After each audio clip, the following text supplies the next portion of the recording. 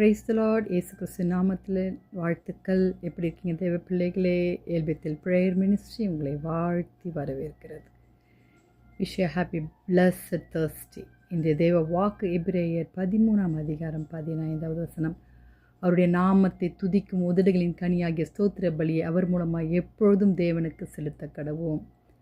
ஆம் தேவ ஜனங்களே, அவர் நம்மை படைத்திருக்கிறார். நமக்கு துதியும் சத்தத்தை தொனிக்க செய்ய நமக்கு வாய்களை தந்திருக்கிறார், நாவுகளை தந்திருக்கிறார்.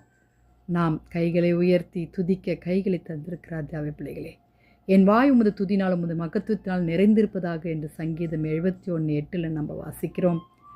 உங்களுடைய துதி கர்த்தரை நோக்கி எப்போதும் காணப்பட்டு கொண்டிருக்கிறதா?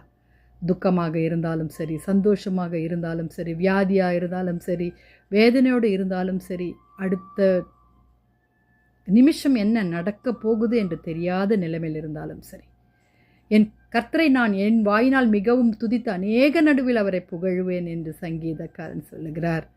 தேவ பிள்ளைகளே, பவுலும் ஷீலாவும் கைகள் கட்டப்பட்டு சங்கிலியினால் கால்கள் கட்டப்பட்டு இருந்த போதிலும் அவர்கள் வாயை கொண்டு தேவனை துதித்து பாடினார்கள். அந்த நள்ளிரவிலே சங்கிலிகள் உடைத்தெறியப்பட்டன. அதுபோலதான் நம்மளுடைய வாழ்க்கையில் சத்ரு எந்த விதத்தில் வந்தாலும் நாம் துதிப்பதின் மூலமாய் அவனை ஜெயிக்க கர்த்தர் நமக்கு பலன் தருவார். மகாசபையிலே உம்மை துதிப்பேன், திரளான ஜனங்களுக்குள்ளே ஹல்லேலூயா உம்மை துதிப்பேன் என்று சங்கீதக்காரன் சொல்லுகிறார். ஆம் தேவ ஜனங்களே, நாள் முழுவதும் ஹல்லேலூயா அவரை துதிக்க வேண்டும். ஒவ்வொரு சிங்கிள் செகண்ட்ஸும் நம்ம அவரை துதிக்க வேண்டும்.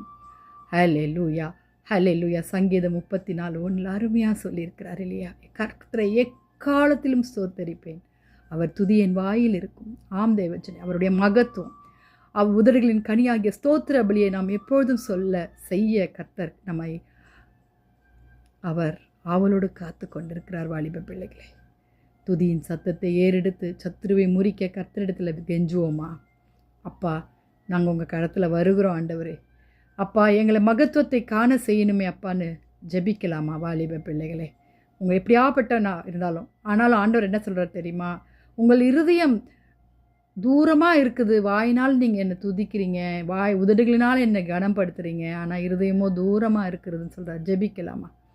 துதிகளின் மத்தியில் வாசமாக இருக்கிற எங்கள் பரலோக தேவனே, அப்பா பிதாவே, ஒரு மனதோடு கூட கர்த்தாவே எப்படியோ வருகிறோம். எங்களுக்கு கொடுத்து இந்த வாழ்க்கைக்காக உண்மை துதிக்கிறோம், ஸ்தோத்திரிக்கிறோம். எங்கள் வாலிப பிள்ளைகளை ரட்சித்து கொள்ளுங்கள். எப்பொழுதும் உடைய துதியை எங்கள் வாயில் இருக்க கர்த்தர் உதவி செய்யுங்க சுவாமி. நன்றி உள்ளவர்களாக இருக்க உதவி செய்யுங்கப்பா.